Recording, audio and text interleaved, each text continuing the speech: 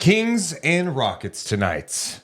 Good time to be playing the Rockets, right? Perfect timing. They have won 6 of 7. The Kings have dropped 6 of 7. Rockets are second in the West. They're coming off a win against Oklahoma City. They're number 2 in defensive rating. Yeah. They allow just 106 points per game. They've got talent everywhere, length, size. How the Kings compete tonight? I think you seriously take a step back and you think about how this Kings team just needs to do everything pretty perfect. And it's not like the Rockets are the best team in the world, but they play as such a good team in this league. Team basketball, right? They're going to make you pay on your mistakes. And we've seen this Sacramento Kings team make a lot of mistakes, whether it's late in game, whether it's on a switch, whether it's losing the basketball and turning it over. Domas Sabonis has been doing that a lot lately, one of their best players. And so you just need to make sure everybody is playing a style of basketball together and really just disciplined. Yeah, you talk about the team aspect. They have no player that's averaging 20 a game, but they've got guys who can score 20 in a game, plus in a game. They grind it out. They play physical. I think that one of the biggest concerns about a team like the Rockets is just their size. I mean, you got Dylan Brooks is 6'7". Jabari Smith is at 6'11". Alperen Şengün, the reigning conference player of the week, 6'11". Yes. Then you got, I think a lot of people are starting to fall in love with these two guys off the bench. The Terror Twins, Ahmed Thompson and Tari Eason, are playing like men possessed. Can I give you my favorite stat? Yeah, I was going to say, what is it that's making them play like this? Well, first of all, their length, size, and just the relentless nature they play with. That's why they have the nicknames Terror Twins. Ahmed Thompson, one of 2 bench players with 25-plus steals, 20-plus blocks. Wow. Who is the other? Tari Eason, who is the only player in the NBA with 40-plus steals and 20-plus blocks. That's impressive. Yeah. That's impressive.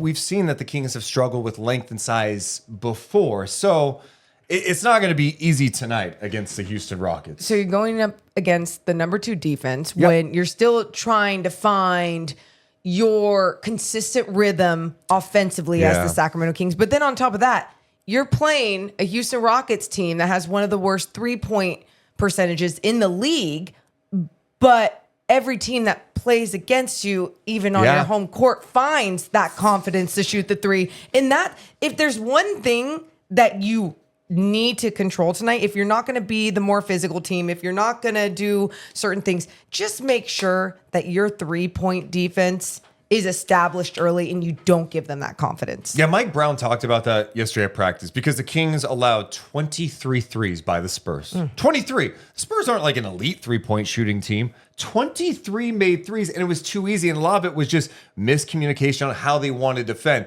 There was a lot of talk about, hey, should they switch that Victor Wembanyama play on the pick and roll? Well, the Kings elected, they were going to concede that, right? Yeah. They were just going to give that up, and they wanted to go have Monk or Fox or Ellis just defend those guys one-on-one and stay home on the shooters. The Kings didn't stay home. How many times did we see Sabonis sag off or another player sag off a 3-point shooter, and it led to an easy make? Yeah, and that's the thing, too. They were looking at the numbers with Victor Wembanyama and ISO, and they were like, okay, well, we can handle this. We just can't handle him making everybody else better. And what that usually intends is everyone collapsing on Victor Wembanyama and someone being open, someone cutting to the basket, someone being open from beyond the 3.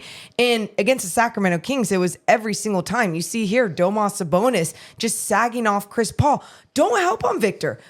Who is that? De'Aaron Fox? Yeah. De'Aaron Fox is fine on Victor Wembanyama there. And I say he's fine because he's not in the low post. He has him out far enough. Sabonis, stay on Chris Paul. And this is late shot clock situation too. And you have to concede something for the Kings. And this is the problem with where they're at right now, right? They're pretty small. Teams are going to look for these mismatches. Sometimes you have to give something up, and they are willing to give that up. Wait, Victor, late shot clock ISO? Rather him try to score 2 on some fadeaway than have Chris Paul hit an open 3 ball. And the Kings allowed that. And then there was just miscommunication on pick and roll coverage as well, Morgan, with Sabonis and Keegan, where it's like, one, you're allowing the guy, the roller, the big Victor in this case, get right to a spot. And then both guys help or you're playing too far off the shooter and they step right into the three. A miscommunication. And we talked about so many times these guys not talking to each other, but then also seeing so many miscommunications like that. But on top of all of that, you see in the slip, Keegan is just touching Victor Wembanyama, where it needs to be so much more physical when you're jammed up in that pick and pop. You see here, Domas on Victor, right there. It's Keegan, push Sabonis out on the shooter and stay on your guy. But whatever it is, there just needs to be so much more physical play, whether it's in a hedge, whether it is in a switch. I just need this team to make other teams feel them. Yes, and this Rockets team, you're going to feel them tonight, okay? Dylan Brooks is going to get chippy. Dylan Brooks last year against Sacramento, at one point, threw Chris Duarte to the ground in the game. And guess what? No one on the Kings did anything about it. No. That can't happen tonight. Like, you have to match the physicality and the force that the Rockets play with, but also do it without fouling. That was a challenge for Sacramento against the Spurs. So where are the Kings at mentally right now? DeMar DeRozan at practice asked him about where the Kings sit, 9-12, 4-7 at home. Are they feeling the pressure? Do you feel the pressure right now? And like, how do you kind of navigate that? Pressure? Nah, I don't feel pressure. I just look at it more so one game at a time. You know, we got Houston tomorrow. Start with that. You know, you can't look at the whole spectrum of everything or it'll drive you crazy. You know, you got to take it one game at a time. Like, it's not even. Is it December?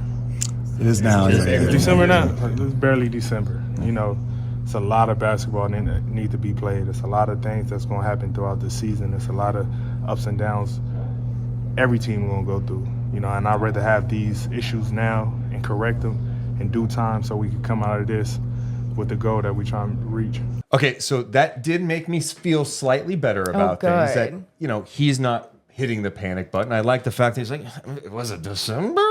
There's got to be a sense of urgency, but it's good to have a vet like that that's like, hey, we're okay. Yeah, he's seen the highs and lows of a season at the highest level of playing basketball for so long now. And as much as that like eases my soul going into tonight's game, I still hope that they feel that sense of urgency and pride and everything else that they need to do in a big game like tonight. Well, one guy we talked a lot about this year has been Keegan Murray. Keegan has taken massive steps defensively and rebounding. The shooting has just not been there. I mean, we're talking about in the 20s from three-point land. This guy has shown the ability to hit threes before, but it's not working right now. And last game, I did like how he played. Like, he was attacking the basket. He had that floater over Wembanyama. He had a couple floaters. Yeah, he had one over Victor Wembanyama, and he had another where he just made a quick decision because he noticed that the paint was being packed. And then, obviously, he had the vicious dunk on Victor Wembanyama. You're not going to get that every single play down. So can you see him just change up his game when his three-point shot isn't falling? I mean, has all the abilities in the world to do so. He just has to believe it. Yeah, and yesterday at practice, a big theme when we talked to Keegan Murray was about his confidence. You know, we've seen examples of games where you see the slumped shoulders and he looks like he's frustrated. It's okay to be frustrated, but you have to play like you want to go dunk on somebody's head after that. Here's what Keegan Murray said about his confidence. I mean, I'm fine. I feel like I'm in a good space. It's just, obviously, things haven't really gone my way this year, but I feel like a lot of guys on our team are in a good space. So just being able to figure out how to win games is our biggest issue right now. What do you make of your shooting woes? I mean, we've seen you shoot since you came in the league, and you're a really good shooter, but this season, for whatever reason, they're just not falling. I mean, I'm not worried about it. I mean, honestly, like I said, it hasn't gone my way, but it's a long season, so I'm just staying confident. Have you ever been through something like this in your basketball career that goes this long? Yeah, I mean, my freshman year in college, I shot like 28%, so I've gone through it before, so it's just being able to continue to stay working at it, and things will eventually even out. So it's whatever. In those moments where you're not knocking out shots, there are some games where it looks like you lose confidence out there. In those moments, like, is that something you're conscious of? Like, what's going through your mind in those moments? I wouldn't say lose confidence, but I mean, for me, I feel like if my shot's not falling, I try and figure out how to affect the game in different ways, because there's a lot more to the game than just making shots. So just trying to affect that. And I think if I continue to do that, eventually it'll get me going.